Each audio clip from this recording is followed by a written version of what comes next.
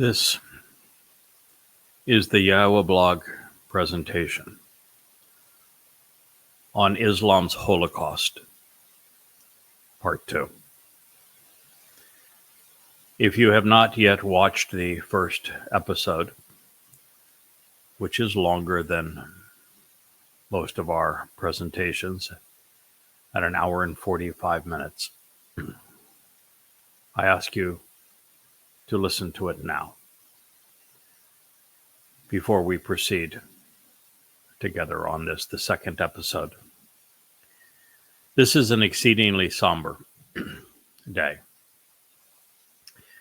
It is a day that I knew would come and that I have braced for considerable time, because it was obvious that the Muslims who abducted the Babel's children, their mother, along with them, had murdered them, and that there were going to be bodies returned, not alive children. And it was obvious that was the case. It's been obvious now for a better part of 9 months, maybe a year, that was the case. What was even more horrifying, though, is the way that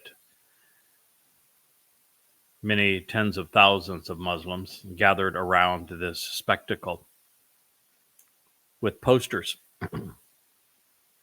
blaming the death of Babel's children not on Muslims who abducted them. And let's be clear, it was not Hamas that abducted them. Muslims. Muslims that robbed Israel of these children and their mother were not Hamas. Hamas is simply a symptom of the problem of Islam. They blamed their deaths not on their abduction of these children, not on the war that they started with Israel, not on their mishandling of them, not on their captivity, forced captivity of children. Who in the hell would do that? What kind of monster steals children to use them as a bargaining chip and then has the audacity to blame the victims for their deaths? We're dealing with utter demonic savages here. The way they had their billboards behind them with their black coffins and them trying to blame everyone but themselves for the savagery they perpetrated. Repulsive. It was reprehensible.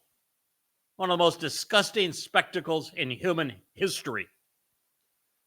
Even the Nazis had too much shame to parade the bodies of those they had killed in front of slogans of the party the way these Muslims did. They literally celebrate death. So I knew that it was time for me to do what I have been reluctant to do, which is to actually read from the books that I have written. This one is from Slaughter. It's volume 4 of Goddamn Religion. There are 5 volumes. I have moved them on this video over to my left shoulder, to the right for you. Snake, Satanic Submission, Slaughter, Sunnah, and Siratan. They're each 850 pages. They're all written exactly as this. If I hold it up to you, the camera should be able to see that these books are filled with the Islamic scriptures. I present them in their entirety and then I comment on them so that you might understand exactly what was at stake, what they said that was true, what they said that was false, what was claimed by Muhammad, what was claimed by Allah, what was claimed by the Muslims surrounding them, what the circumstances were. It's all there. Goddamn Religion is the most comprehensive presentation of Islam's beginnings ever written. No one on earth knows Muhammad or Allah better than I do. And because of that, I decided that this must be the day that I would begin sharing from these books with you as part of this program. So that Israel, you know who your enemy really is. You know that Hamas, Hezbollah, Islamic Jihad, the PLO, Fatah, Boko Haram, the Islamic State, ISIS, all of them, Al-Qaeda, they're nothing but symptoms of Islam. Islam is the problem, and it's been a problem for 1,400 years. And there is no sense in denying it. Yes, it means that you've made a lot of mistakes, Israel. It means you've tried to encourage Muslims to live among you when they are indoctrinated from birth, not only to hate you, but to believe that the single greatest thing they can do in their religion is to kill you. Islam can't be resolved. It can't be fixed. It can't be modified.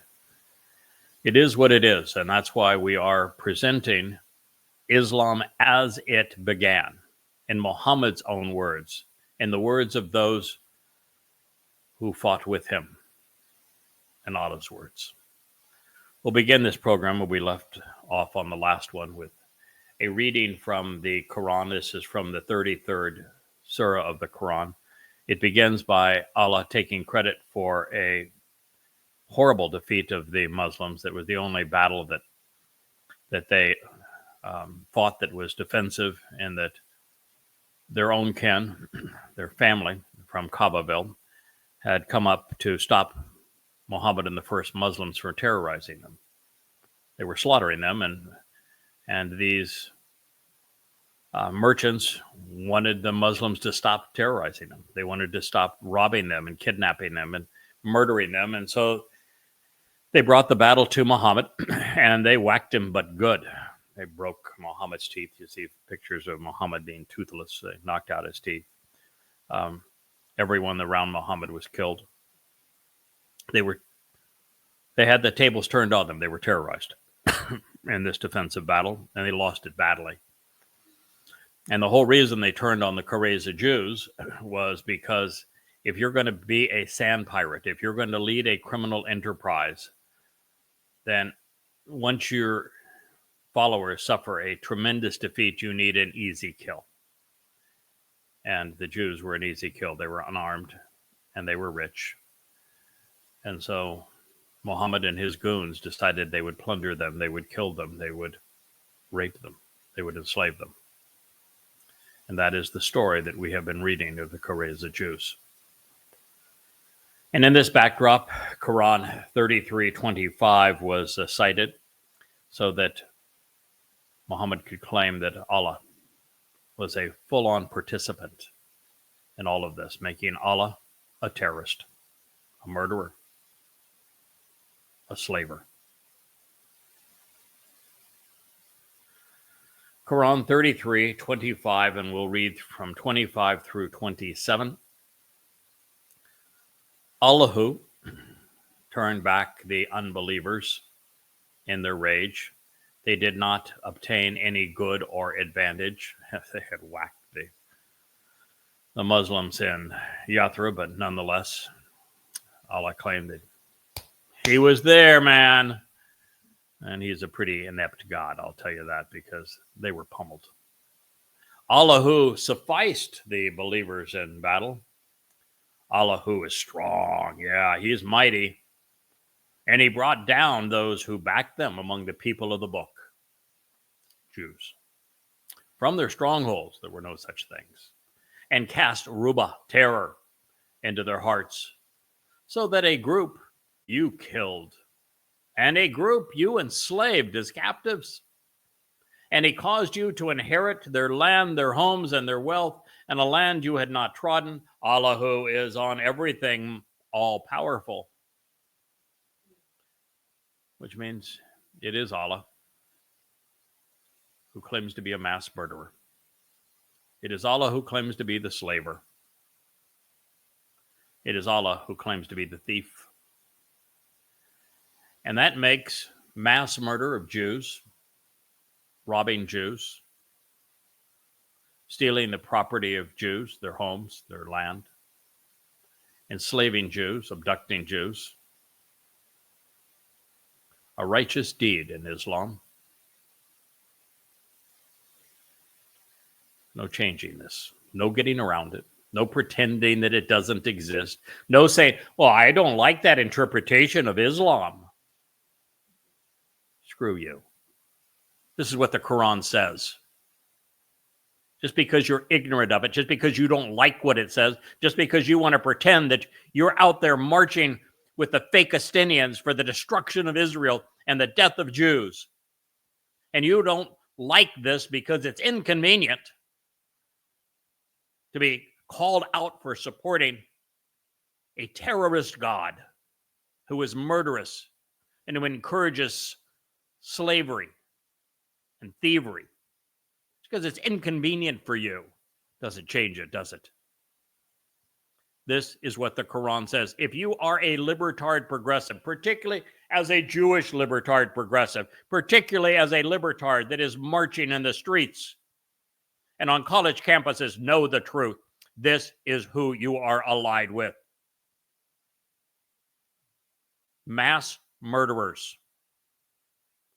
Those who got their jollies enslaving and raping other people, who stole their property as part of their religious right.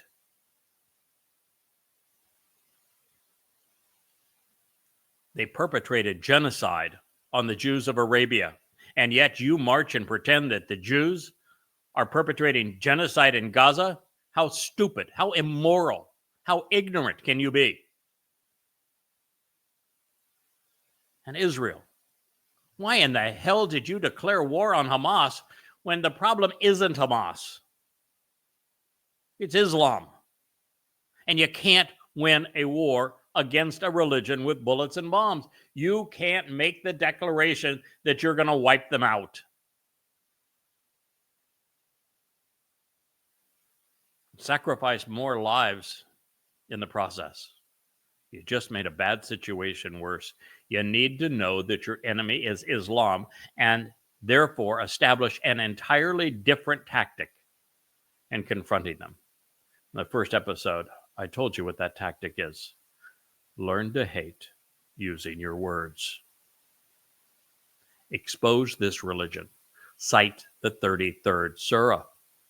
Oh, and there are so many more. I will, over subsequent shows, give you thousands of verses that you can cite, all of which destroy the credibility of Islam. All that prove that Islam is a death cult, that it exists to annihilate all humankind. It is undeniable. Cite their scriptures, use their scriptures against them.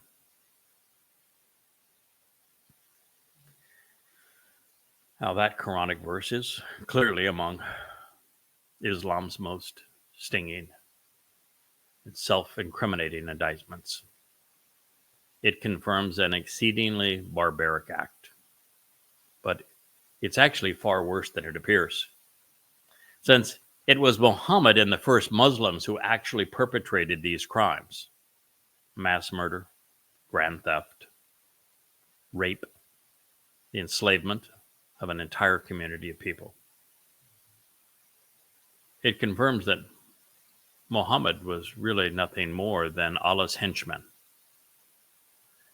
and that the first Muslims were murdering for Allah. With delusions of grandeur, Allah is little more than a snake.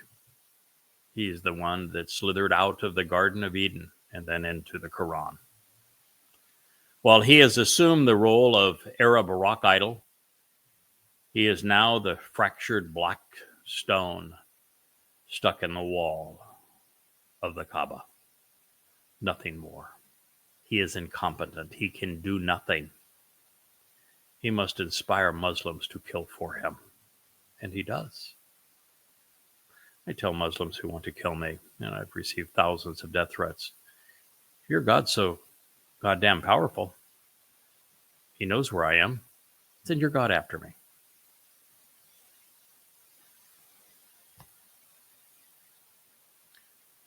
Don't go and prove me right by you coming to do his dirty work. Because all that will do is assure that everything I've said about you is correct. Muhammad's behavior reflected his ungod's character, of course, equal parts perverted and covetous, ruthless and murderous, sadistic and demonic. He was an anti-Semite, to be sure, but he was also a gutless coward who never stood on his own 2 feet and was constantly propped up by a slithering snake. He attributed his debauchery to his alter ego, giving genocide, rape, and human trafficking a religious veneer. And that is how it remains to this day. That is why 10/7 occurred. That's why the next attack will be far worse. Unless enough Israelites read goddamn religion and put it to work for you. You don't need a Mossad. You do not need a Shin Bet. You do not need IDF intelligence. They all failed you miserably.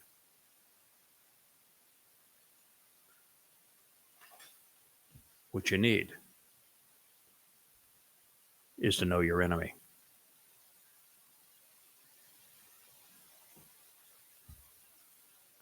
Oh, it's true. Men have plundered before. Men have robbed before. Men have murdered. They have enslaved. And they have raped before. But no God ever said, Allahu turned back the infidels in their rage. They did not obtain any advantage. Allahu sufficed the believers in battle. Allahu is strong, mighty, and he brought down those who backed them among the people of the book from their strongholds, casting terror into their hearts, so that a group you killed and a group you enslaved. And he caused you to inherit their property, their homes, and their wealth, and land you had not trodden. Allahu is on everything powerful. Islam is the most openly demonic, savage, debauched, deadly religion in the history of humankind. I've just read proof. Stop denying it. In an early chapter of Volume 1, Snake, you can see it over my shoulder, I included a speech from the Islamic world's leading imam. His name was al-Baraik. He was the Saudi ruling family's favorite sheikh. He spoke at a telethon that the Fahd family dictators had hosted to enrich the families of Pakistani suicide bombers. The esteemed Islamic cleric said, "O Muslims, don't take Jews and Christians as allies. Muslim brothers in Palestine do not have any mercy or compassion on Jews, their blood, their money, or their flesh.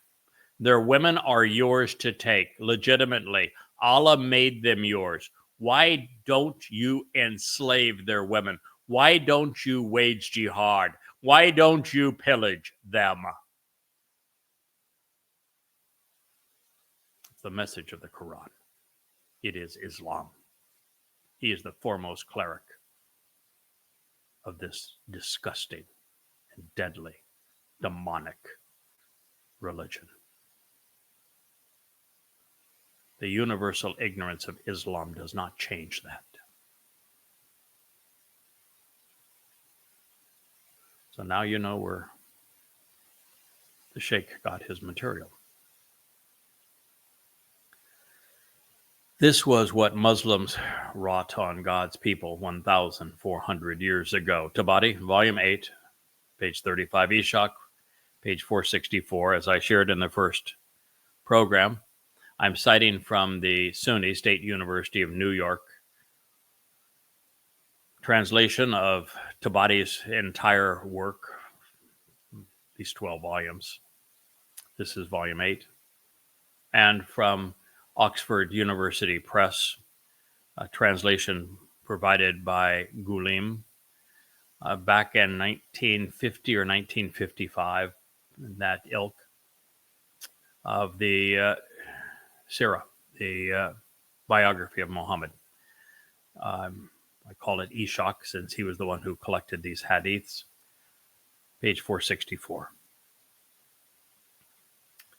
The Jews were made to come down, and Allah's messenger imprisoned them. And then the prophet went into the marketplace of Medina. It is still the marketplace today. And he had trenches dug in it. He sent for the Jewish men, and he had them beheaded in those trenches. They were brought out to him in batches. They numbered 800 to 900 boys and men. Let me read that again to you so that it sears into your soul. Tabari, Volume 8, page 35, Ishaq, page 464. And I quote, "The Jews were made to come down, and Allah's messenger imprisoned them. Then the prophet went out into the marketplace of Medina. It is still the marketplace today. And he had trenches dug in it. He sent for the Jewish men and had them beheaded in those trenches. They were brought out to him in batches. They numbered 800 to 900 boys and men." This is the Islam of Muhammad, the Islam of Allah, the Islam of the Sunnah, the Islam of the Quran. This is the one and only Islam.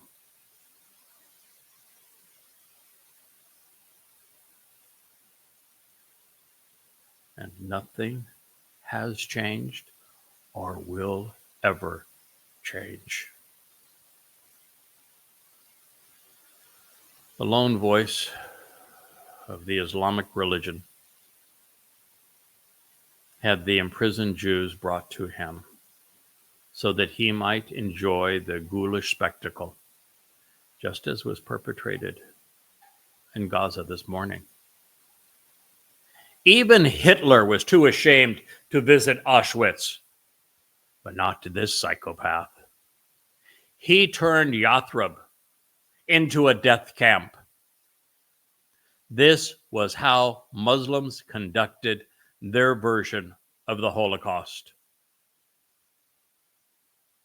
Little did he know at the time that the actual Holocaust would be inspired by Muslims too.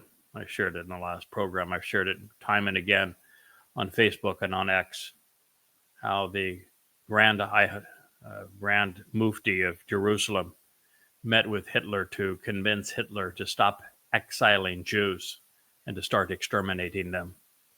And within a month of that meeting, it became the official position of the Nazi Party and the SS to exterminate Jews as opposed to exile them. And as a result of this Muslim meeting with Adolf Hitler, 6 million Jews were murdered.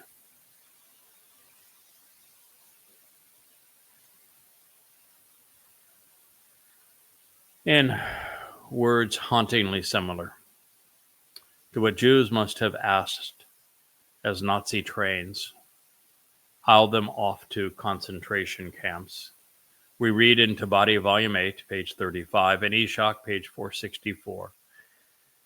And, I'm bringing you every hadith, every oral report from Muhammad and the first Muslims pertaining to this event.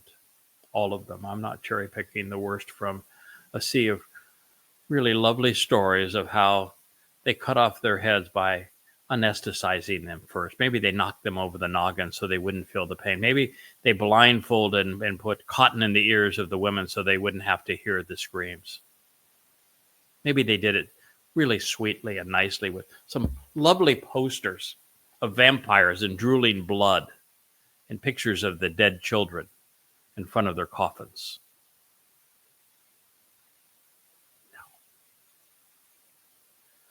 As they were being taken in small groups to the prophet, they said to one another, "What do you think will be done to us?" Someone said, "Do you not understand?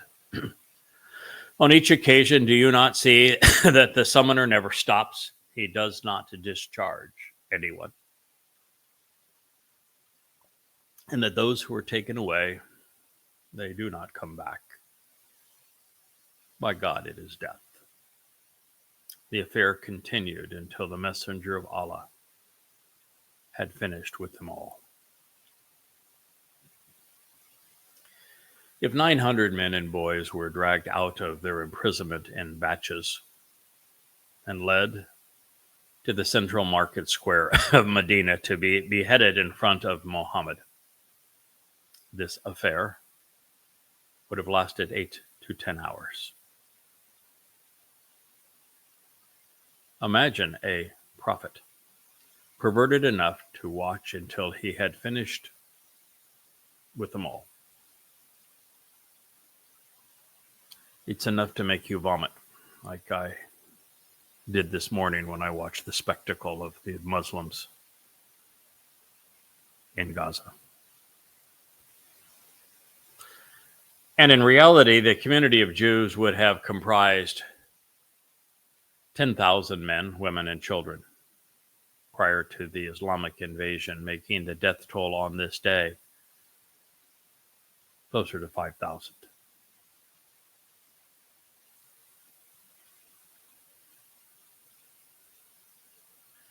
Should you wonder why I hate Islam,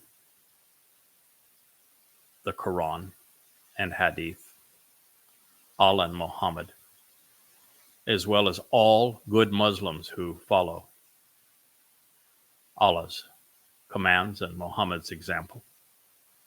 Now you know the answer. It is the same answer the world witnessed on October 7th of 23. All good Muslims are monsters. Islam makes them that way. And that is because Allah, the God of Islam, is a monster.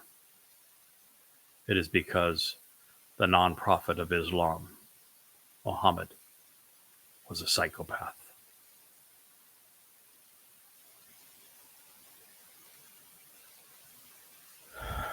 Muhammad was this sadistic and twisted. Tabari. Volume 8, page 40. The messenger of God, the Islamic God anyway, commanded that furrows should be dug in the ground for the Kareza. Then he sat down. Ali and Zubair began cutting off their heads in his presence. This is from the oldest Islamic sources. These are the same people that brought you the Quran.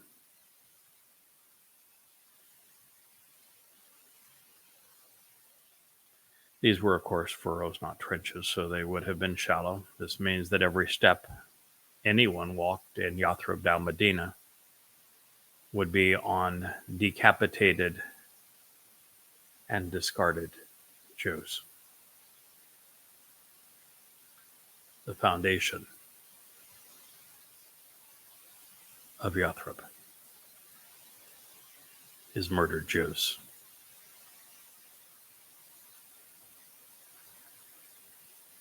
And it is the birthplace of Islam. Muhammad was an exceptionally evil man.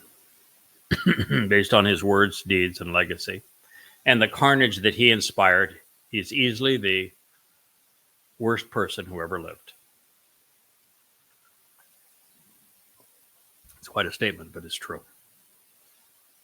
Quite honestly, I'm looking forward to torturing him for the benefit of those he abused, and then sending his sorry soul to hell.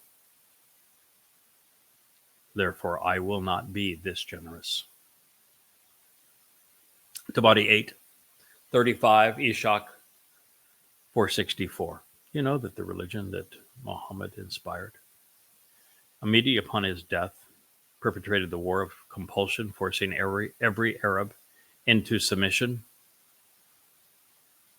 was join us in Islam and be a savage murderer, thiever, slaver, torturer, terrorist, or die. And immediately thereafter, over the next 100 years, they waged war on the known world. They killed 1/3 of the Earth's population. Did you know that? Hundreds of millions of people died because of this man.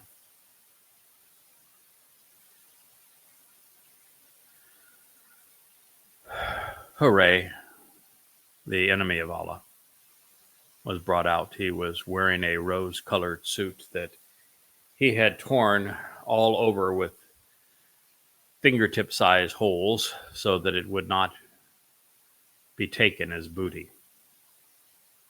His hands were bound to his neck with a rope.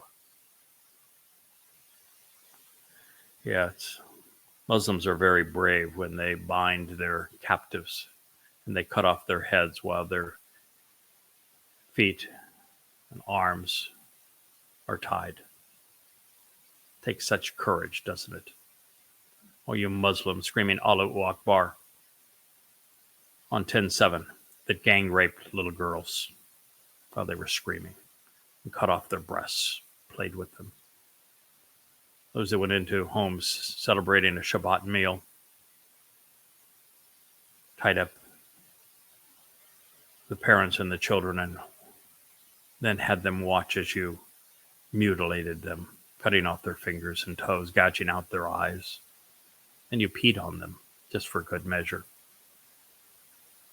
Yeah, there's no excuse for Islam. It should not have survived 10/7. If progressives weren't so goddamn stupid, such that they not only sided with Islam, but celebrate it, 10/7 would have been enough to end Islam's onslaught with the rest of the world. His hands were bound to his neck with a rope. When he looked at Muhammad, he said, I do not regret opposing you. Whoever forsakes God will be damned. He sat down and was beheaded. And I can assure you, Muhammad and every Muslim involved this day and on 10/7, and every Muslim that has lived out Allah's orders and Muhammad's example in the Quran will be damned. The rabbi synthesized the Torah into a cogent response. I do not regret opposing you. Whoever forsakes, separates himself from God, will be damned, separated. Place of separation is called Sheol, it's hell. In the Torah, azab conveys forsaken, damned, and separated. That's why these books are called God damn religion. Speaking of the covenant relationship Yahweh formed with Abraham and his descendants through Jacob and Ishak, God said that those who bless Israel will be blessed, while those who curse them will be cursed. It has already happened to the Muslims, and it is going to get far worse for them over the next decade until they are all gone. Well, this isn't true either, but it is revealing. Ishak 4:64 and Tabari 8:36. According to Aisha, one Jewish woman was killed by Allah. She was by my side, talking with me and laughing while Allah's messenger was killing her men. in the midst of the marketplace.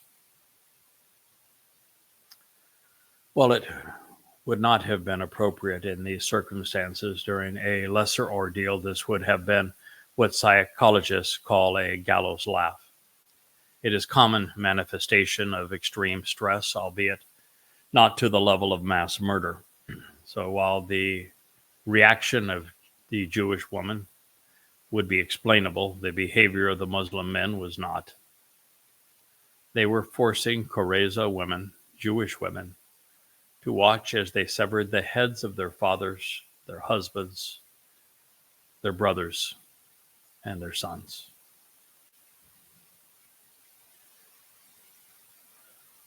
The level of human depravity depicted here and again on 10:7 would be replayed again would not be, I should say, replayed again for 1,300 years. Satan's advocate, Adolf Hitler, forced Jews to remove their own kin from the cyanide showers, only to place them in roaring fires of his crematorium. Doctrines demented enough to compel such behavior cannot be tolerated. While the Pope may wish to kiss the Quran, I prefer to repudiate it. But then again, the Pope was wrong about Hitler too. Ishak 464, Tabari 836. Suddenly an unseen voice cried out her name. It said, "Where is so-and-so?" She said, "Here I am." "Good heavens," I cried. "What is wrong?" She said, "I am going to be killed because of something I said." She was taken away and beheaded. Isha used to say, "I shall never forget my wonder at her good spirits, even when she knew she was going to be killed."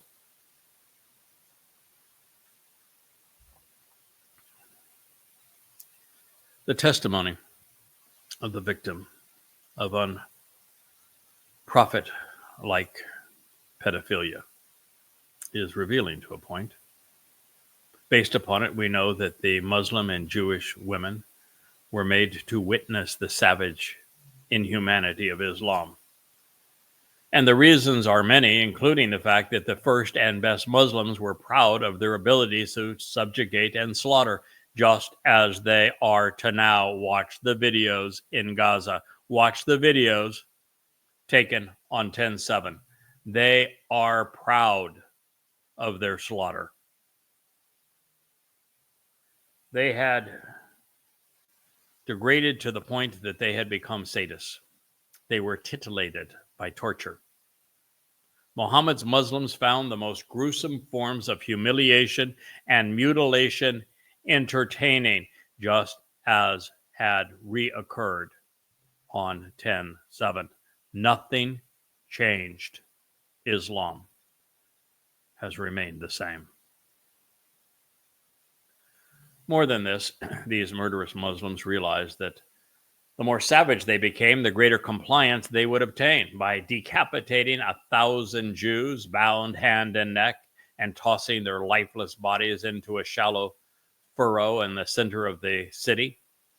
Islam's bloody exemplars would be able to control and rape Muslim and Jewish women without resistance, for as long as their ghoulish spectacle remained vivid in their memories and beneath their feet. Even the men were cowed, demonstrating the effectiveness of torture and terror. No one had the culture or the courage to constrain the plague of Islam when it was limited to a despicable gang in a foreboding desert. This does not speak well of Arab men, but it does explain why the most heinous of religions festered among them. Something in their culture not only deprived them of the moral fortitude required to stand up against evil and to repudiate it, but this giant gaping hole in their character laid them open to the whims of a sadistic psychopath and his abhorrent religion. The framers of Islam would have you believe differently, which is the reason for the next contrived story.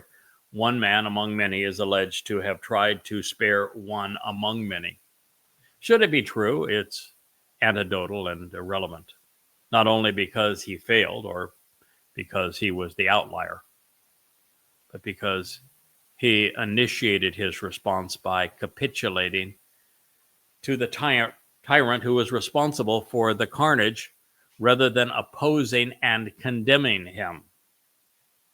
But nonetheless, I'm going to tell you the whole story. And by this point, with that introduction, I'm hopeful that you're capable of exercising good judgment. Tabari 8:37. Thabit said, O Allah's messenger, Zabir, who was Abu ar-Rahman, did me a favor, sparing my life, and I owe him a debt of gratitude. I wish to repay him for it. Grant me his life. The prophet said, yeah, it's yours. I'm bored with hacking off the heads of Jews anyway. I added that part.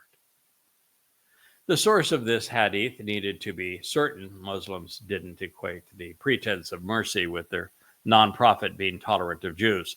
That is why he said that this man's name was slave to ar-Rahman.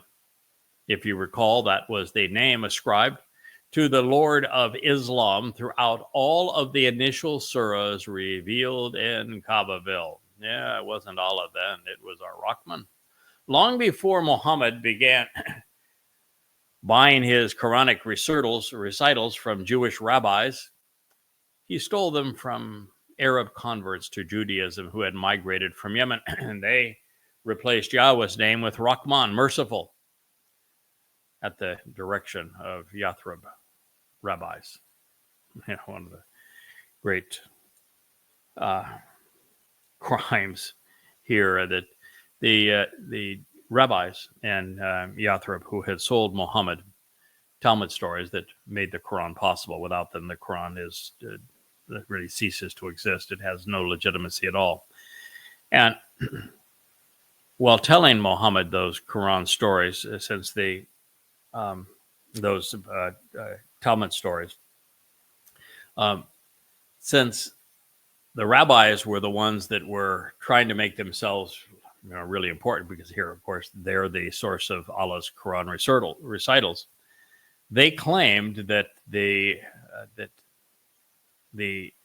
God's name, the Lord, that title, was Rabbi.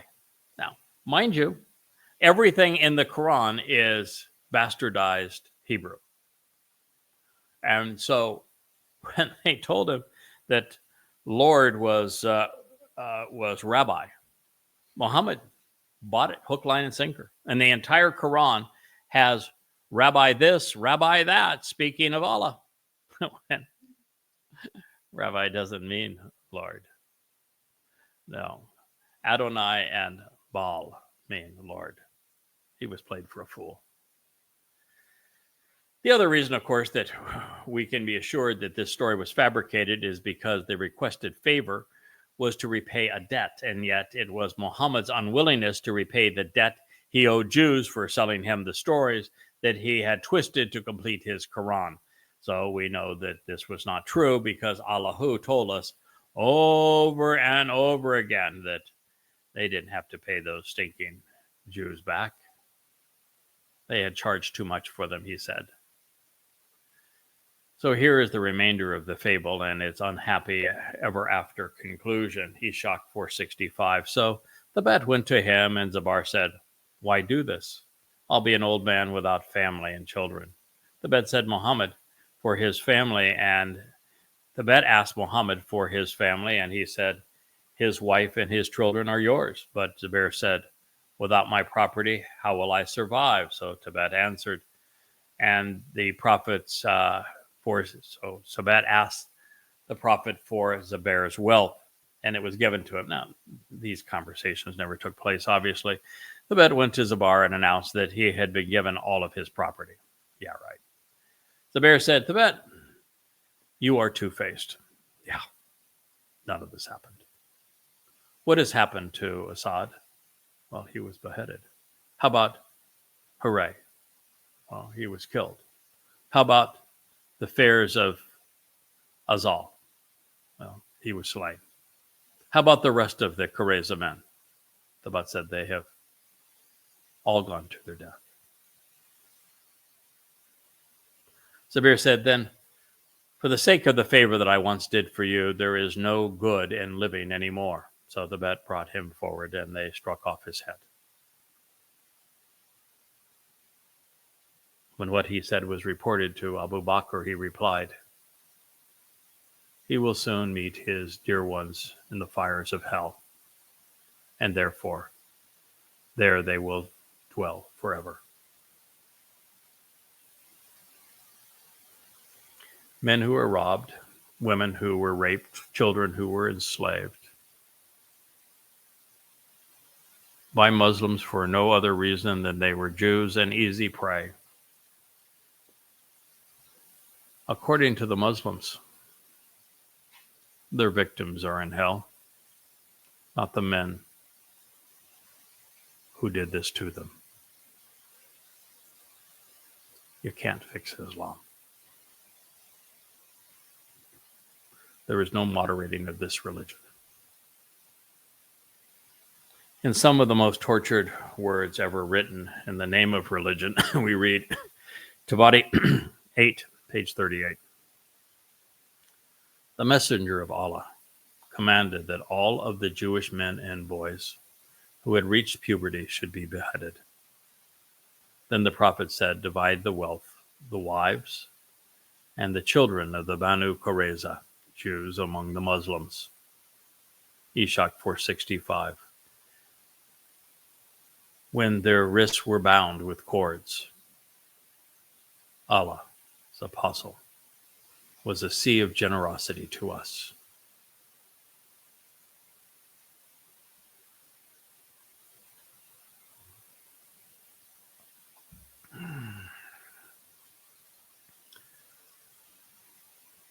For those who have read to this point in Goddamn Religion, this is the beginning of volume 4. So 2,500 pages preceded. A comprehensive and chronological investigation of the Quran and Hadith up to this point throughout Goddamn Religion. I suppose it would be impossible to fathom something this diabolical, demented, demonic, and deadly. I know that you don't have the fortitude for me to share 4,200 pages with you. I'll go back and pick up portions of it and other programs. But based on what I saw today, you needed to listen to this segment, and we're not through.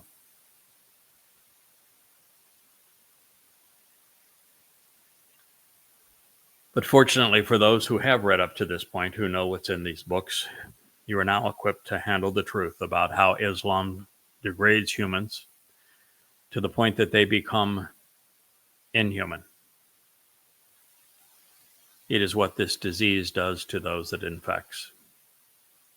And we're witnessing this effect worldwide, with an upwelling of rage among Muslims in the aftermath of their atrocities on October 7th, 2023.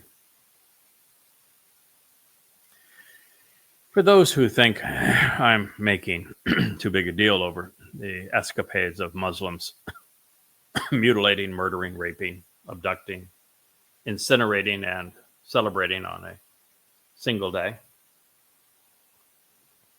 then you have missed the point. This day is that day.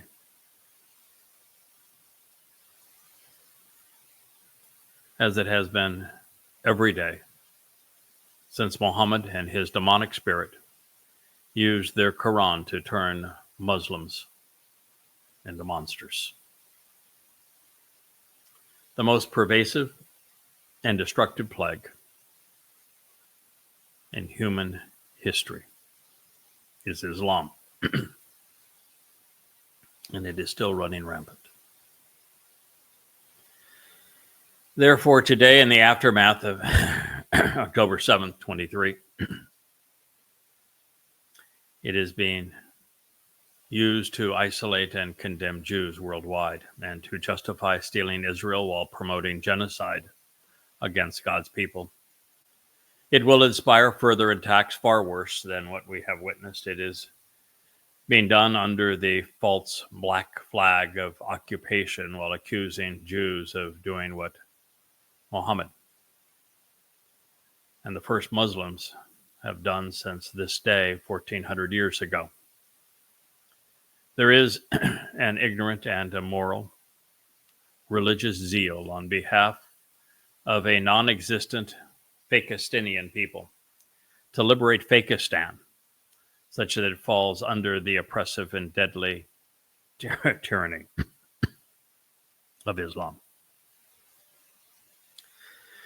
The only reason that this is possible is because Jews have lost sight of the truth and are lashing out at symptoms rather than the actual menace plaguing them.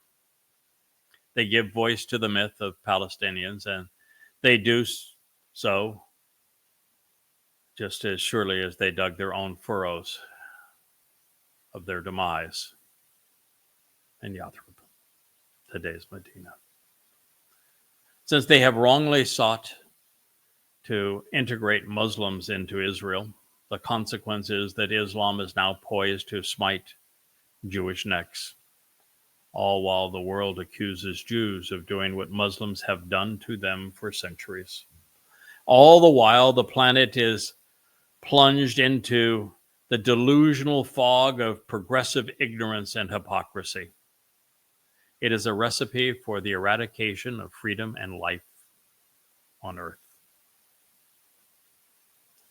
No doubt, Satan, in the guise of Allah, is one proud snake.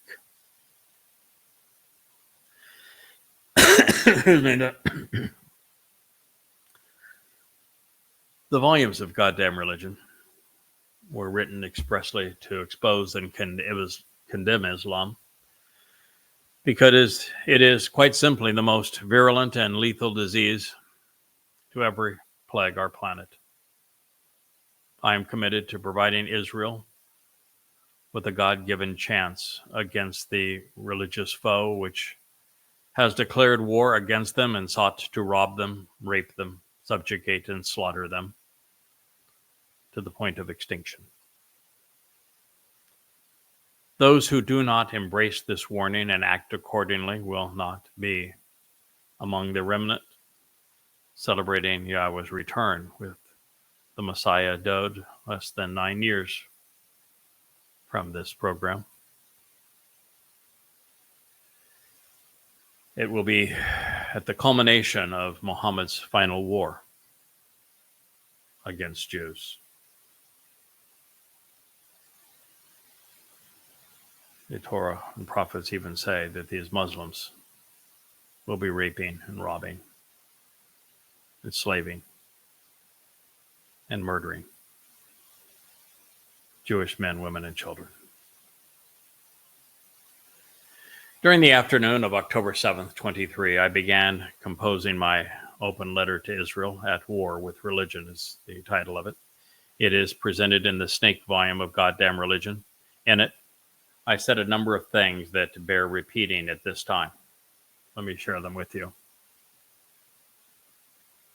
For Israel to survive, Jews must come to understand that they are at war with the religion of Islam and not Hamas. Eliminating Hamas is not only impossible, it will make no difference. And in this regard, terrorism is a tactic, it's not a foe. Muslims are the enemy because they use terror to impose their religion. 2.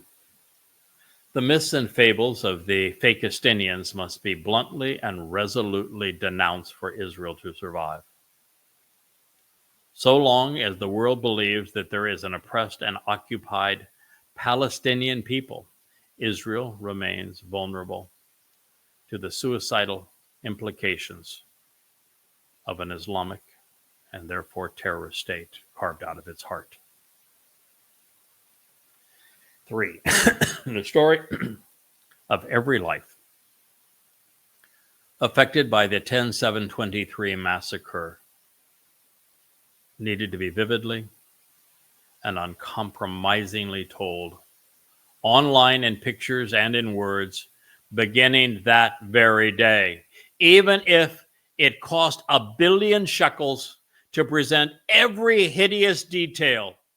It would have been more valuable than 1 billion bombs.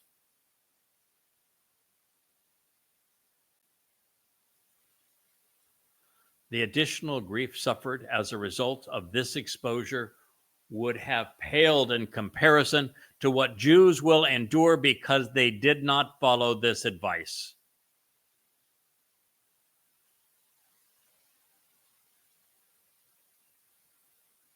The most effective, this is point 4, and moral means to achieving the immediate return of the hostages abducted from Israel was to trade them for the Dome of the Rock and Al-Aqsa Mosque. Without their safe and immediate return, there had to be the immediate and assured demolition of those 2 scars desecrating the Temple Mount. This approach is vastly superior to trading innocent lives for convicted Muslim murderers who, once released, will kill again. 5. Invading Gaza, I wrote then, will have no chance of success. I can say now, has proven that it had no chance of success. It, of course, played into Islam's hands, unifying the world against Israel and against Jews. When the foe is a religion, bullets and bombs manufacture more combatants than they kill. The invasion's lone advantage was that it proved that Israel is alone, isolated and loathed in the world, unable to trust or rely on anyone other than Yahowah. Good Muslims hate Israel and Jews, and the bad ones don't matter because they don't have any say in the religion. So long as Islam exists, this will not change. And now with the pervasive, progressive influence in academia, the media, in politics, and their immoral and hypocritical support for Muslims against Jews, the next 8.5 years are going to be far worse than what occurred in the 1930s and 1940s in Europe. The time has come for Yehudim and for Yisrael to stand with Yahowah and successfully battle this demonic foe. Further confirming that he was a psychopath and, of course, not a prophet, Muhammad's earliest biographer reported, then, this is Ishaq 465, then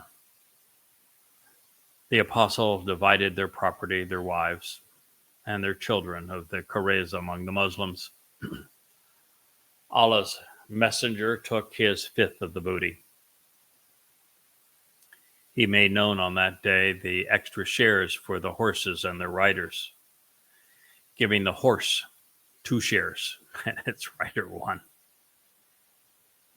A Muslim without a horse got 1 share of the spoil.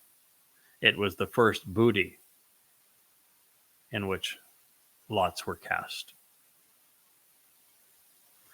This not only affirms that the first and best Muslims were monsters and that they engaged in human trafficking after an appalling slaughter of innocent people. It also means that pillaging the Jews was the means to a bigger payday, world conquest. That is the only reason that the war horses received a double share of the stolen loot, including slaves. Those who had bought them with the spoils of previous assaults against the Jews were now being rewarded, encouraging them to increase their capacity for conquest. We know this to be the case since horses played no role whatsoever in the siege of the starving and defenseless neighbors of the Caraza Jews. It was to fund the future wars and world conquest of Islam. Why lots, you may be wondering? Well, casting lots is a gambling game, one, of course, expressly forbidden by the hypocrites who founded Islam. The reason, of course, is twofold. First, the religion of Islam was a joke to these fellows. They simply used it as a tool to justify their disgusting behavior. The first Muslims were less religious than Hitler's SS. Second, the mercenaries needed a pecking order in which to select Jewish homes, properties, business, women, and children. Muhammad didn't want them squabbling. Some sex slaves were younger and prettier than others. This was a game to them. In the name of full disclosure, here is the report of Islam's first and finest historian, Tabari, Volume 8, page 38.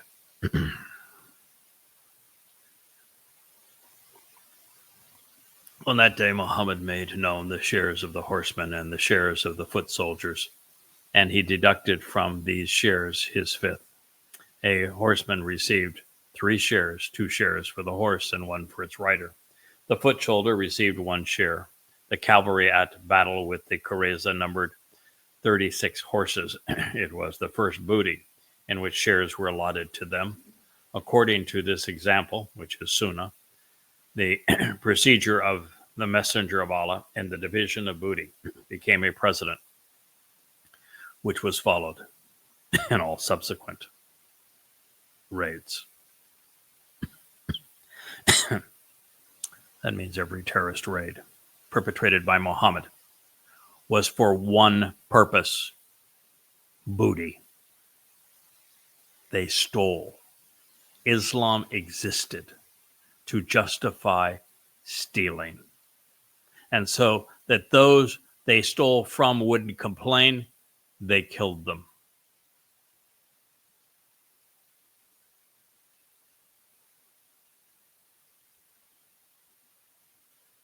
Every Islamic apologist could cry out for 1,000 years and not undo the damage done by Muhammad and his militants. We put ourselves and those we love in harm's way when we allow Islam to masquerade as an Abrahamic religion. Islam is more similar to Nazism than it is to Christianity. These crimes must not go unpunished. There's further evidence that Islam was conceived to wage war against all mankind and that it funded that quest by capturing and selling humans. We find Tabari 8:39. Then the messenger of Allah sent Saad bin Zayed with some of the Caraza captives to Najd. In exchange for them, he purchased horses and arms. Jewish lives were traded for war horses and weapons.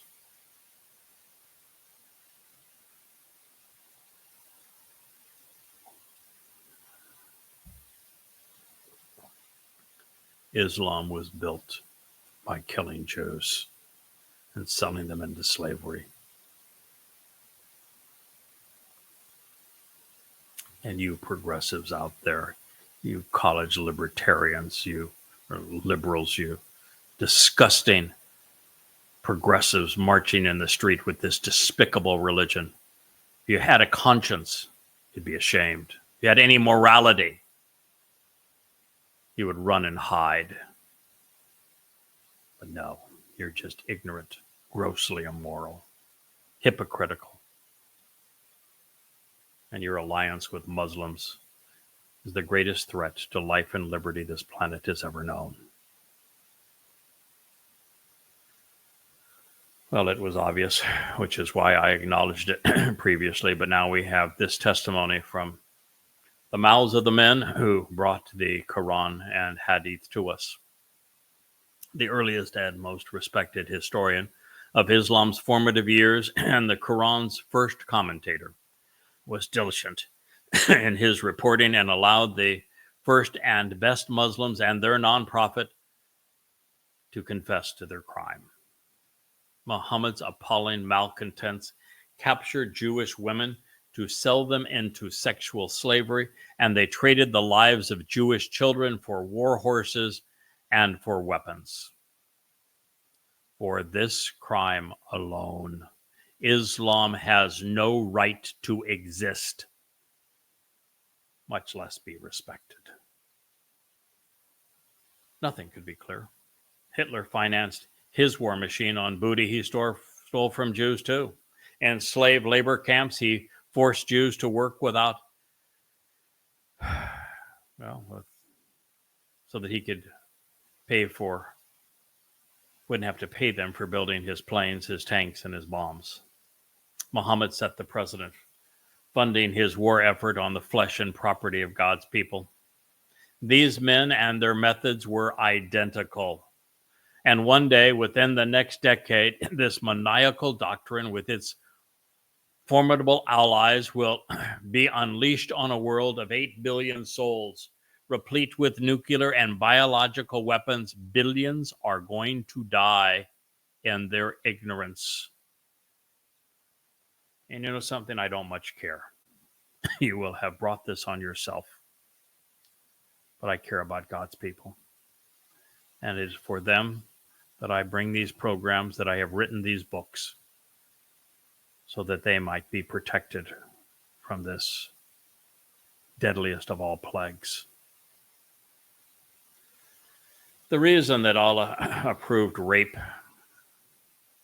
through sex with captives and slaves in the 33rd surah was because Muhammad was about to indulge. Tabari 8:38. The Prophet selected for himself from among the Jewish women of the Kareza, Rehana bint Amr. She became his concubine.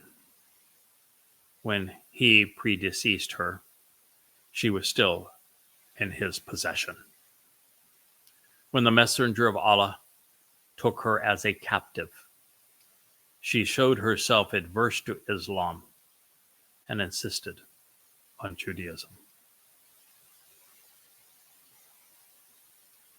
Muhammad was a rapist, and he was the worst kind of rapist. He was a serial rapist, and he was the worst kind of serial rapist because he had killed this woman's father, her brothers, murdered them in front of her, and then he raped her. If you are not enraged, if this doesn't cause you to hate Muhammad and the despicable religion that he connived to kill Jews, there's something wrong with you. You have a broken conscience. You have no morality. You're incapable of executing good judgment. Think about that. You're a worthless human being if you do not hate Islam based upon what you have just learned, what you witnessed on 10/7, what you witnessed today in Gaza. It is not a corruption of Islam. It is Islam exactly the way Muhammad lived it, the way Muhammad taught it, the way Allah endorsed it, the way the Quran preaches it. Now imagine the horror of being a sex slave, of the man who had murdered your father and your brothers. Imagine being forced to have sex with a man who had given your mother up to be raped and who sold your sisters into slavery to buy swords so that he could terrorize and torment others. It's chilling. This is perversity on an unimaginable scale. Muhammad was the most reprehensible of subhumans, and Islam is his religion.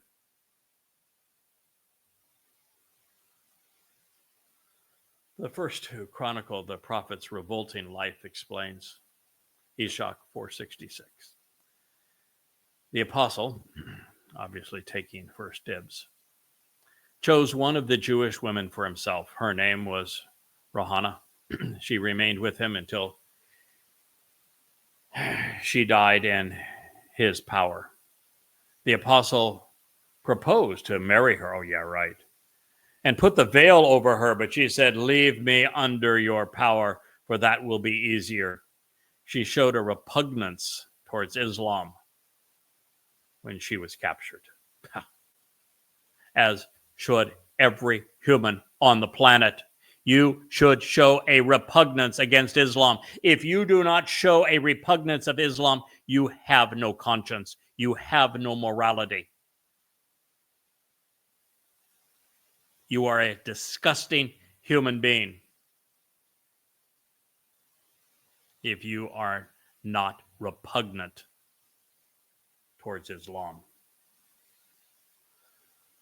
Muhammad raped Rayana after killing, enslaving, and plundering her family.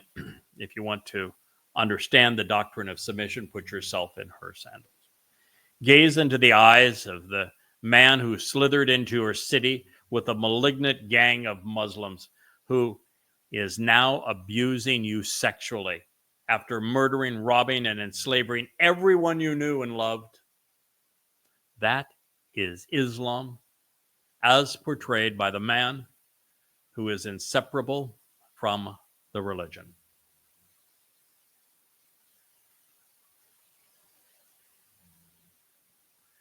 Ishaq 4:66.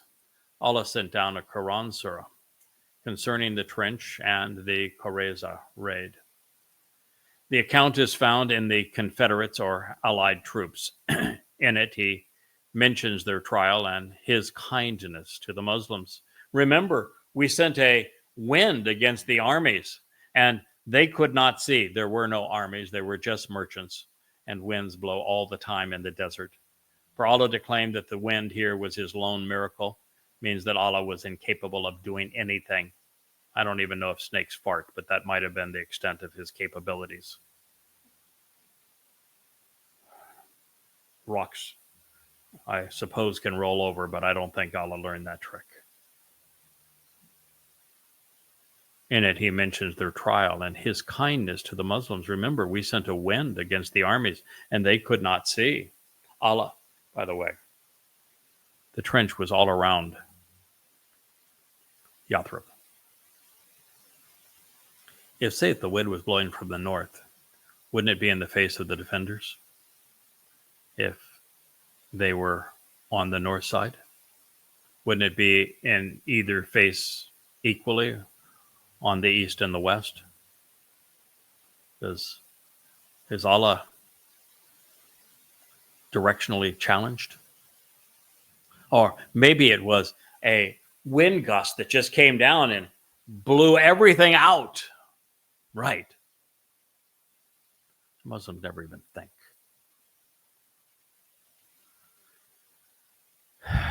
Allah sent his wind with his angels. Oh, yes, got to have the killer angels in there. Allah said, when they came at you from above and below. Who came at you from above and below? There's no above and below in the desert there. It's flat. When they came at you from above and below, is that the angels? And when eyes grew wild and hearts reached your throats, you harbored doubts about Allah. Those in whose hearts was a disease said, What? Allah and his messenger has promised us nothing but delusion. Part was true enough. Before I comment, let's read on. Eshach 467.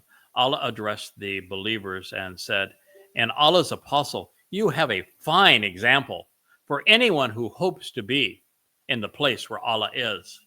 Why don't you check out where Allah spends all of his time, Muslims, in the Quran? Because I have. Every reference to Allah doing anything in the Quran is Allah in hell torturing people, roasting them over his fire, replacing their skin when one's skin gets too singed to feel torture anymore, pouring pitch and boiling water down their throats, making them eat thorns. He is constantly in hell torturing people. So if you want to be where Allah is, guess where you're going? It'll be a happy reunion for Muslims, won't it? Eshach 468. Then Allah said, "Some of you have fulfilled your vow to me by dying." Some of you have fulfilled your vow to me by dying. A Muslim vows to die for Allah. Allah wants every human dead. You have finished your work, and you have returned to me, like those who sought martyrdom in prior battles. And some of you are still waiting to capitalize on Allah's promise of martyrdom. You do not hesitate in your religion, and you never doubt. Eshach is the oldest, most credible collection of hadith from Muhammad, this one from Allah, and from the first Muslims. It is brought to you by exactly the same people who brought you the Quran. And in Eshach 464, we read, "And Allah said, some of you have fulfilled your vow to me by dying. You have finished your work and returned to me like those who sought martyrdom in prior battles." Sought martyrdom. Sought to die killing. This is Islam. This is Allah speaking. And some of you are still waiting to capitalize on it and Allah's promise of martyrdom. You do not hesitate in your religion and never doubt. Islam is a death cult. Muslims are not only killers for Allah, they want to die killing for Allah. Everyone dead. The murderers and those they have murdered. Islam exists to annihilate the human race. Beginning with Jews. Eshach 468. Allah brought down the people of the scripture book. I forced the Qurayza from their homes, Allah speaking, and I cast terror into their hearts. Some you slew, and some you took captive. You killed their men, and you enslaved their women and children. And I caused you to inherit their land, their dwellings, and their property. Allah can do all things.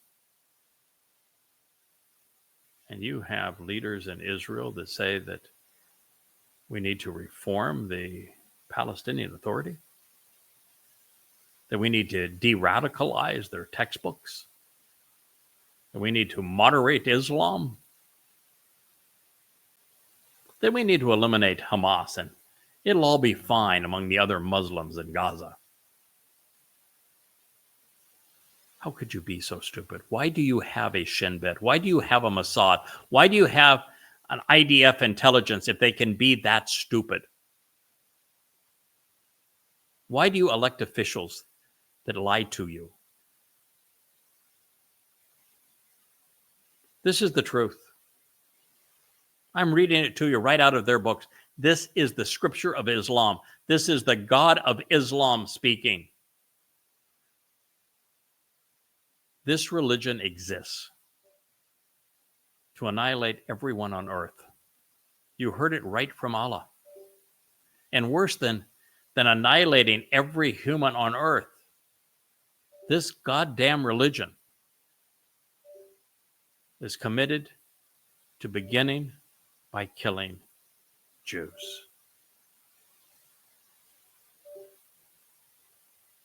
It's disgusting. It's reprehensible. It's so bad that the only reasonable option is to openly expose and condemn Islam using its own scriptures, and then isolate it, quarantine it, so that Muslims can only kill Muslims. You can't fix a Muslim. You can't fix Islam. You can't resolve this religion. You can't kill yourself to victory or kill them to victory.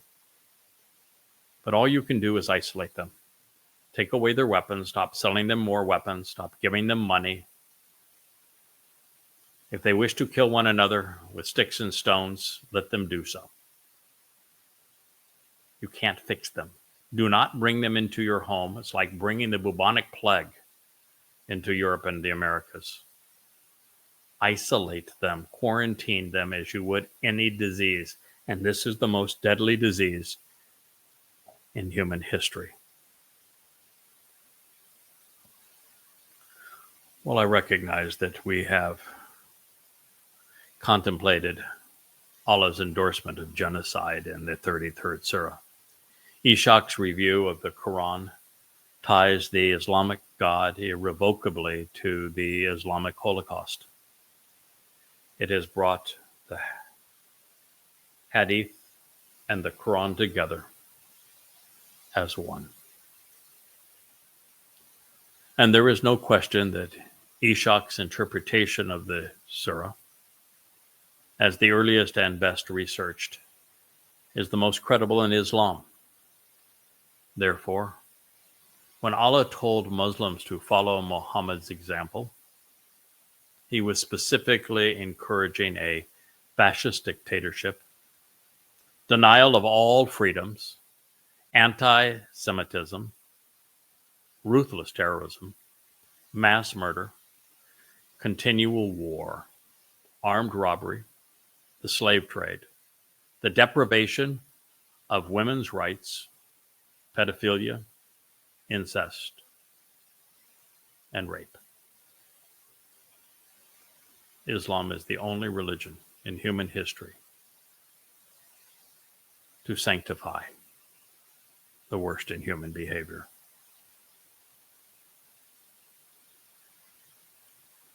Since kindness has been redefined by Allah as affecting the humiliation of God's people while perpetrating genocide, enslaving and raping innocent families, and robbing them of their lives, their property, their liberty, we would do well to properly calibrate what mercy and forgiveness mean under these circumstances.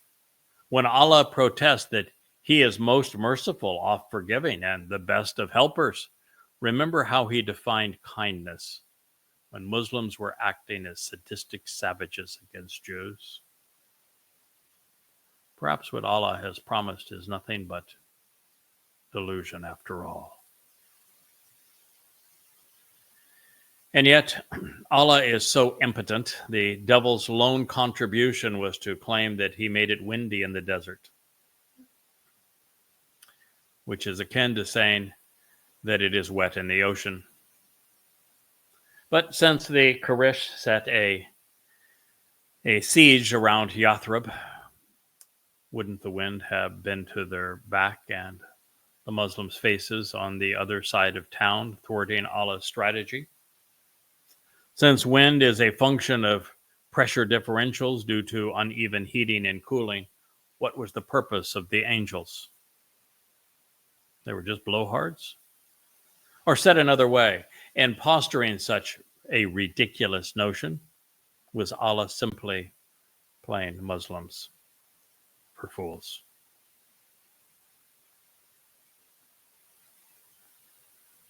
There was, however, a nugget of truth in this diatribe. Those who follow Muhammad's appalling example will go to the place where Allah is. Unfortunately for them, it is called Sheol, hell, and I will assure that every one of them arrives there. It'll be a very religious place. Lots of prostrations, I suppose. It has been obvious from the beginning that Islam is a murderous death cult. The highest calling is for a Muslim to die as a martyr, killing for Allah, which means everyone dies. But Islam's nasty business has seldom been as bluntly presented as it was here in the surah. Allah said, "Some of you have fulfilled your vow to me by dying. You have finished your work." Yep.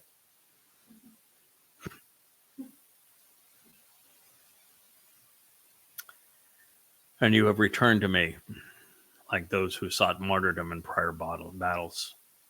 Some of you are still waiting to capitalize on Allah's promise of martyrdom. You do not hesitate in your religion, and you never doubt." This change from demonic diatribes to unrelenting slaughter was made manifest during the Pledge of Aqaba. It was so profoundly important to Islam that the religion dates its beginning to this declaration of war against all mankind, rather than to the first Quranic revelation 12 years prior. On that day, in AH1, 622 CE, a gang of renegade pagan Arabs from the Jewish farming community of Yathrib raised their hand, saluted Muhammad, and changed the world with this affirmation: "We pledge our allegiance to you, and we shall defend you as we would our women folk. Administer the oath of allegiance to us, messenger of Allah, for we are men of war possessing arms and coats of mail. O messenger, there are ties between us and the Jews which we shall have to sever. If we do this, and Allah gives you victory, will you perhaps return to your own people and leave us?" Muhammad smiled and said, "Nay, blood is blood, and bloodshed without retaliation is blood paid for. You are of me, and I am of you. I shall wage war against whomever you fight." Ishaq 204 and Tabari 6:134. Men of the courage, do you know what you are pledging yourselves to and swearing allegiance to this man? "Yes," they answered, "in swearing allegiance to him, we are pledging ourselves to wage war against all mankind." We are pledging ourselves to wage war against all mankind. This is the first moment of the first day of the first year of the Islamic era. Islam was conceived. It was literally born to wage war against all mankind. Well, not my words, they're theirs.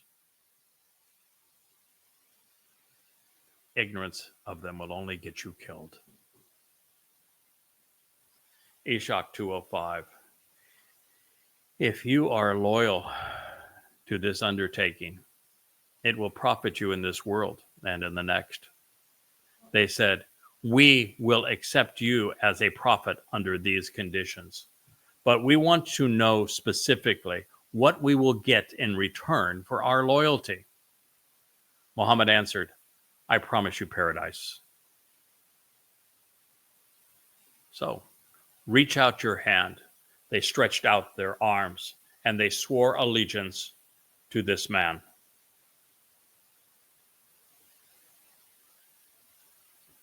And as a result, hundreds of millions of people would die. Allah had the death cult he craved.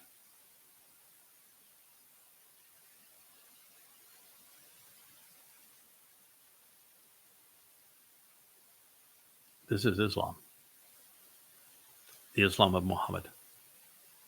The Islam of the Sunnah, the Hadith, of the Quran, of Islam's beginning, of Islam today.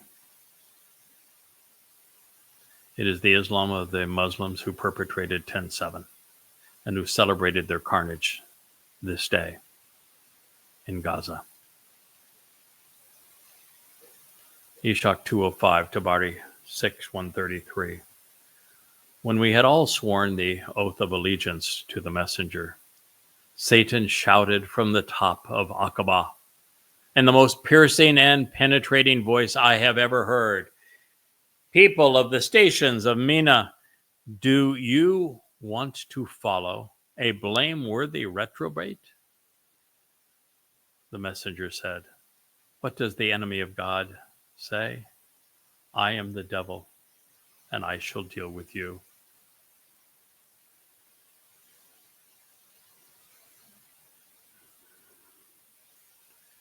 Did I mention to you that Muhammad, on the night of his first Quranic revelation in a cave where he was beaten by the demonic spirit nearly to death, that he tried to commit suicide because he knew that he had been demon-possessed and admitted as much, and that on his deathbed he reaffirmed that he was demon-possessed and that a demon had been with him the entire time? Must I tell you that there is a Quran surah devoted to demons who love the Quran and who affirmed, just as Satan did here, that you're following a blameworthy reprobate. I am the devil, and I shall deal with you. And this was the result, Ishak 4:68. Allah brought down the people of the scripture book. I forced the Qurayza from their homes and cast terror into their hearts. Some you slew and some you took captive. You killed their men, you enslaved their women and their children, and I caused you to inherit their land, their dwellings, and their property. Allah can do all things. This isn't complicated. It is not veiled. It is just awful. It's inexcusable. A religion like this has no right to exist. Those who tolerate it are guilty of genocide. And this time, it is people's side. This religion is opposed to all humanity. It exists to wipe out the human race. The first Muslims were proud of themselves. Ishak 4:68. Gabriel came to the apostle when Saad was taken. He visited him in the middle of the night wearing an embroidered turban and said, "O Muhammad, who is this dead man for whom the doors of heaven have been opened and at whom the throne shook?" Yeah, the fat man that pronounced the judgment of Allah and his apostle that all of the Jewish men and boys should be killed and their children enslaved and their property stolen, divided amongst the Muslims. Oh yes, the gates of thrones of heaven shuddered. Since pretend Gabriel is credited with revealing the Quran to Muhammad, isn't it odd that he would need to ask the messenger about something that allegedly happened in heaven? Muslims don't think this through, do they? Moreover, the dead man opening heaven's doors was a thug, a rootless anti-Semite who loved to kill.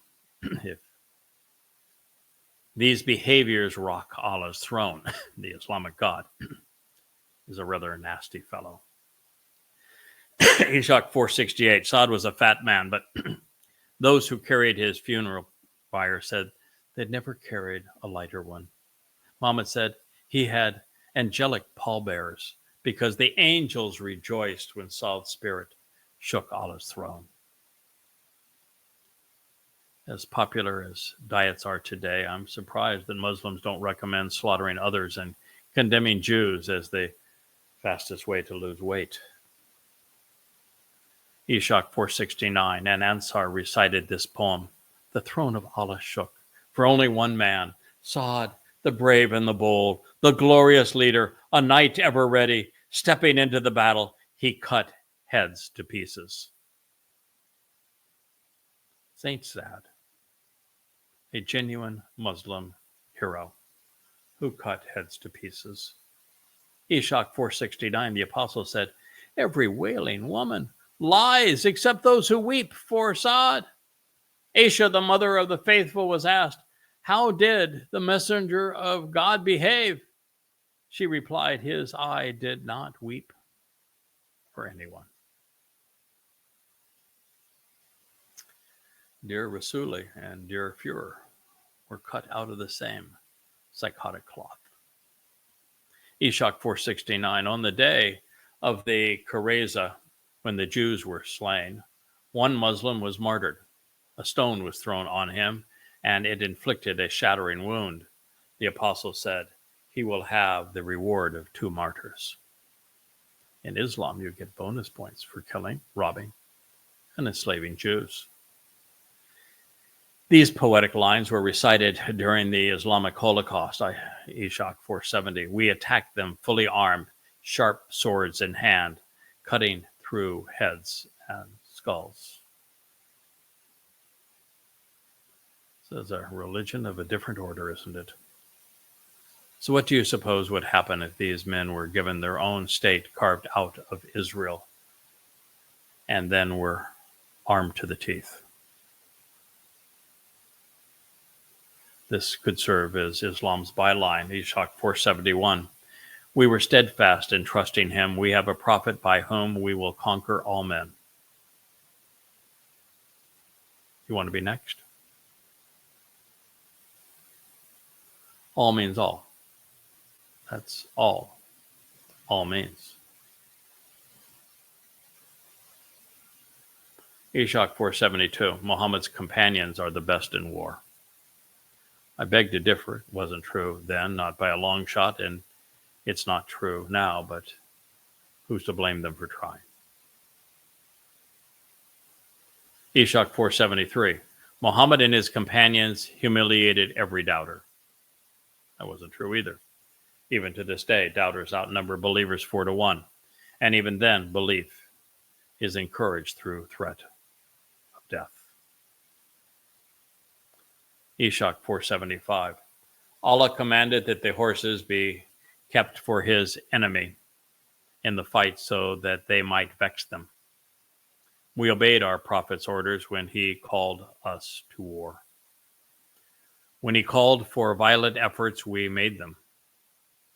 The prophet's command is obeyed, for he is truly believed. He will give us victory, glory, and a life of ease. Those who called Muhammad a liar disbelieved, and they have gone astray. They attacked our religion, and they would not submit.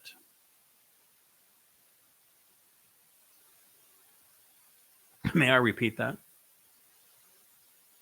Ishaq, page 475, the oldest and most credible assemblage of hadith from Muhammad and his companions. Allah commanded that horses be kept for his enemy and in the fight so that they might vex them. We obeyed our prophet's orders when he called us to war.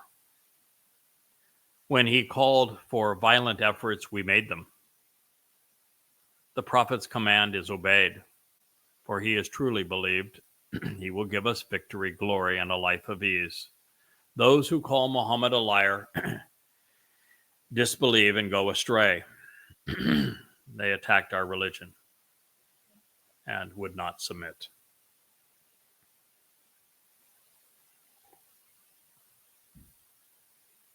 If you live in Sweden today, I guess the answer is You just go ahead and submit to the religion.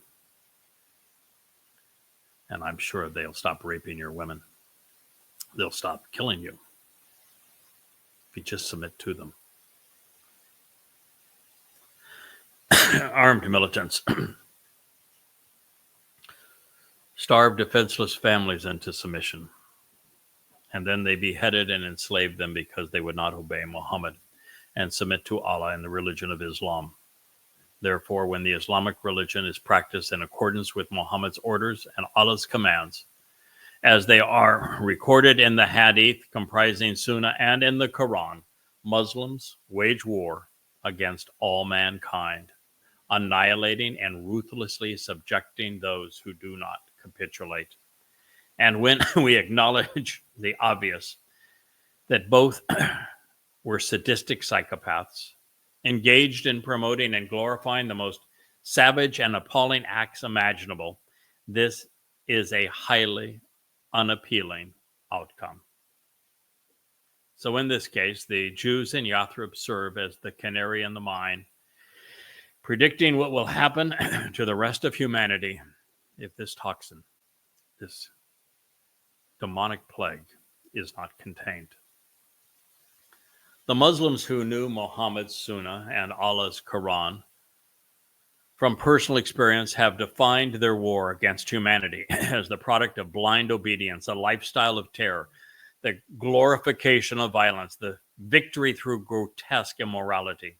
Islamic jihad was designed to be vexing, which is to say that Muslims will distress and annoy, harass and confound disbelievers in abusive fashion, aggravating and exacerbating them in ways that are hard to understand for as long as the religion exists. This is Satan's intent. To forestall Yahweh's return, he must either turn men into unappealing monsters or exterminate them.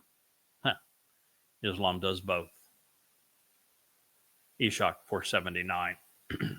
Slain in Allah's religion, slain inherits, Saad inherits paradise with the martyrs. He was a noble testimony. When he pronounced his verdict on the Qurayza, he did not judge on his own volition. His judgment and Allah's were one. Saad is among those who sold his life for the Garden of Bliss. Considering the verdict called for genocide, larceny, and enslavement, Allah's complicity in these crimes should be troublesome. This too is hideous. Ishaq 481. The apostles slew them in their own town. With our troops, he surrounded their homes. We shouted outcries in the heat of battle. The Jews were given the scripture and they wasted it. Being blind, the illiterate man said, they strayed from the Torah. You Jews disbelieved in the Quran, and yet you have tasted the confirmation of what it said. May Allah make our raid on them immortal. May fire burn in their quarter.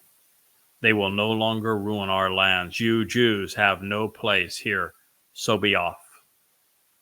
May I remind you that it was the Muslims that invaded this town?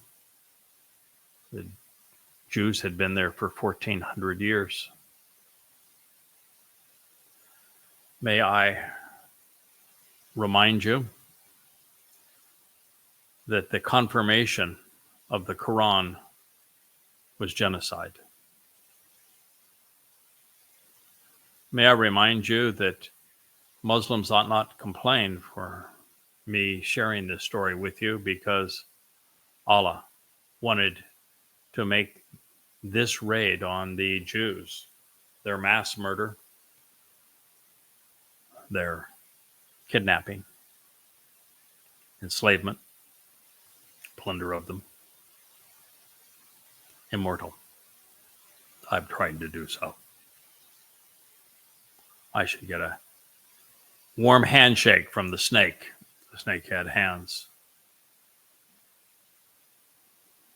They will no longer ruin our lands. Bull. They weren't in your land. They were in theirs. You invaded theirs, just as you have Israel. And of course, the Quran contradicts the Quran and the Torah in every possible way. One of the many proofs that Islam is full of it. I guess to each his own, free will and all. But it will not be without consequence. With Yahweh's support and direction, I promise to hold all of these men accountable for their barbaric crimes. And an eternity of separation in Sheol, which is assured, will be insufficient to recompense those that these deceived savages have abused. I will not stop there. I will pursue every one of them, and I will have them, every Muslim, repay for what they did to God's people.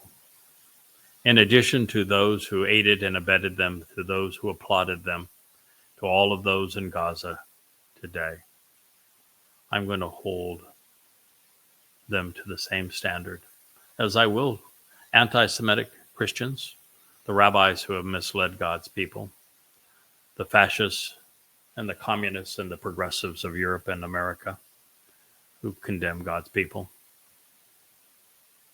So believe and promote whatever you will, but be advised that there is a God, and he is not amused.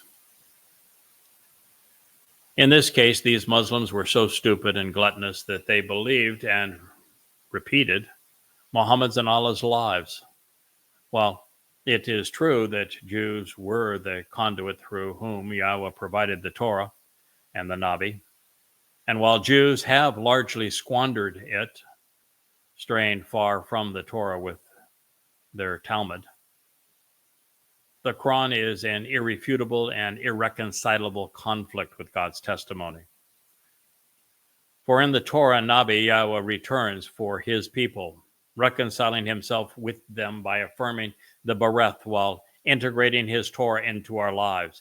He does not attack, enslave, or annihilate his own family. And yet the Quran was confirmed by perpetrating the very crimes that Yahweh will forever resolve. It is also true, at least to a point, that the Quran and Hadith have immortalized the nature of Islamic atrocities, especially against Jew and their own kin. The learned and wise, the compassionate and courageous can expose and condemn Islam because Muslims confess to the most heinous of crimes. There is no need to speculate, no need to interpret, because the evidence has been retained for us to evaluate and excoriate. There is a haunting echo in what was said on this day, speaking of Yathrib, which Yehudim and Israelites had called home for the past 1,400 years. The Muslims who had invaded the city just 4 years prior and would soon rename what they stole Medina, had the audacity to say, "They will no longer ruin our lands. You Jews have no place here, so be off." How is that any different than Muslims invading Judea and Israel, the homeland of Yehudim and Israelites for the past 4,000 years, and doing so again at the time of October 7th, 23, with their invasion, while renaming it Palestine and claiming that Jews no longer belong? Is this hadith not the forerunner of "From the river to the sea, Palestine will be free," which predisposes dispossessing Jews in favor of Muslims? Is it not by knowing Islam's past that we come to understand its present and our future if we remain ignorant of it? And to think progressives who insist that they are enlightened are the ones facilitating genocide, ignorant of these confessions. I have one more to share with you. It is from Ishaq, the Sirah, the biography of Allah's messenger. Page 480. It reads, "The Qurayza met their misfortune. In humiliation, they found no helper. A calamity worse than that which fell upon the Nadir befell them. On that day, Allah's messenger came to them like a brilliant moon. We left them with blood upon them like a fresh pool. They lay prostrate with the vultures circling round. I am Craig Winn. I have brought you the truth. What you do with it now is up to you. I thank you for listening to this, the second episode of Islam's Holocaust on the YAHOWAH blog.